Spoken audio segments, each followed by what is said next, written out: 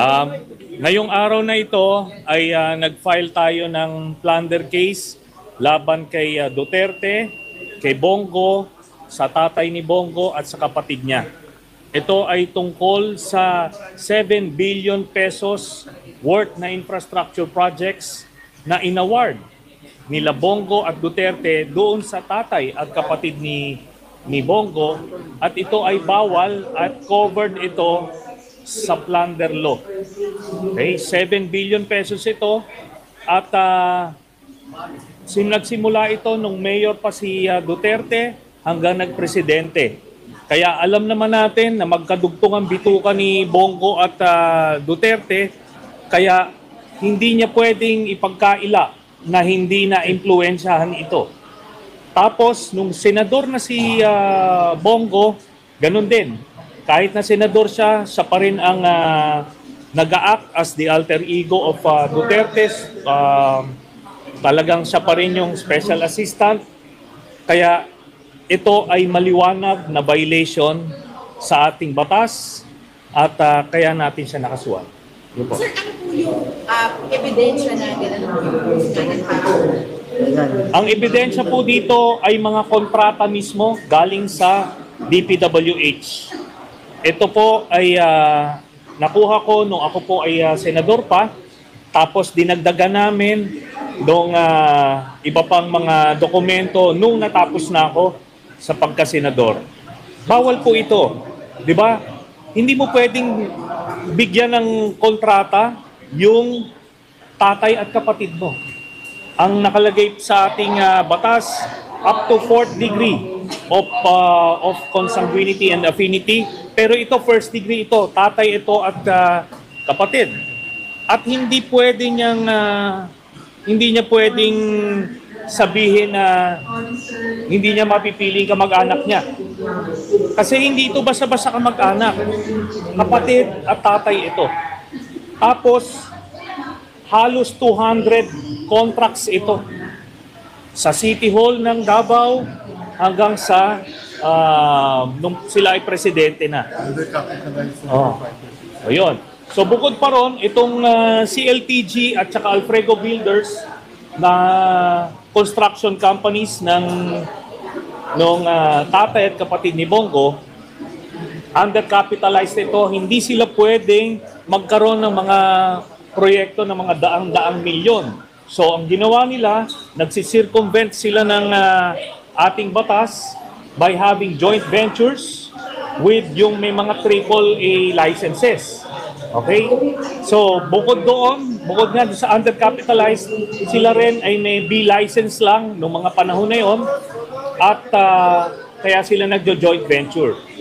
Tapos may nakita rin tayo, sinama natin dyan sa ating mga dinistribute sa media, 5 kontrata nila na malalaki na aabot ng mahigit 800 million pesos with the Discayas. Kaya yung sinasabi ni Bongo na hindi niya kilala yung mga Discaya, may joint venture yung tatay at kapatid niya. Tapos, paano nagkakilala itong mga ito? Diba? So yan yung mga problema ni Bongo na harapin niya pagka naisampa na to. So sa former President Duterte, paano siya kasama din sa kaso? Dahil siya yung principal. Ang nangyari dito, nung mayor pa si Duterte, executive assistant si Bongo. Maaring iniisip nila na hindi naman kilala itong tatay at kapatid ni Bongo that time, pero eventually, nung nagpresidente na, nakita natin si Bongo, nakilala natin si Bongo, at halos isang tao sila. So ang pumipirma, ang nag-a-approve ay itong si Duterte, pero nasa likod niya itong si Bongo. Sir, so simula pa ng alkalde si Duterte, itong kaso na to hanggang dun sa mabuo yung 7 billion na yan? Yes. Simula ito nung 2008 hanggang present. Okay? At ano ito? Hindi ito minsanan lang. Halos 200 contracts ito. Sir, bukod sa mga kontrata, ano pa pong pruweba natin to prove po na may connivance, collusion, na meron pong pinaburan talaga itong si LTG Builders sa Alfredo? Ano pa pong evidence, sir? Eh, alam natin, di ba, special assistant si Bongo ni Duterte. Tatay niya nakakuha at kapatid niya nakakuha ng 7 billion na kontrata. Kumaga, hindi na ito pahirapan. Di ba ang issue ngayon, sino ang politikong nasa likod ni Diskaya? Di ba? Sinasabi nila, sino yung politikong nasa likod? Darating tayo dyan, kasi makikita nyo rin kung sino yung nasa likod dyan. Pero, ito hindi mo na kailangan malaman kung sino yung nasa likod kasi atay at kapatid mismo. That is how the plunder law was defined. Pag nagbenepisyo ka illegally sa mga and through a series of acts. So, ito, pati pamilya mo kasama ka dyan. So, worth 50 million. Matadagdagan ba yung mga masasapa ng kaso? Ngayon, binabanggit lang natin si Duterte, si Senator Bongo, yung tatay at kapatid. Meron bang mga additional DPWH officials o iba Yes. pa? Yung DPWH officials dito, yan na yung makukuha na testigo yan na yung makukuha na testigo ng ombudsman. So ito yung pagkakataon nila. Kung hindi sila magko-cooperate, sila ang makakasuhan.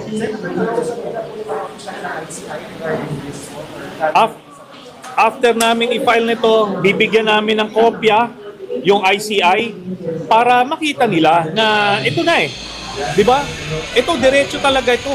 Tatay at kapatid, binigyan mo ng bilyon-bilyon na kontrata. While you were in power, covered nila yon. Kasi ganito yan. Kung nung hindi naman natin yung sinasabi niyang pagka yung kamag-anak mo may negosyo, hindi natin pinipigil, tama yun. Pero dapat dun sa sinasakupan mo, hindi sila pwede magnegosyo.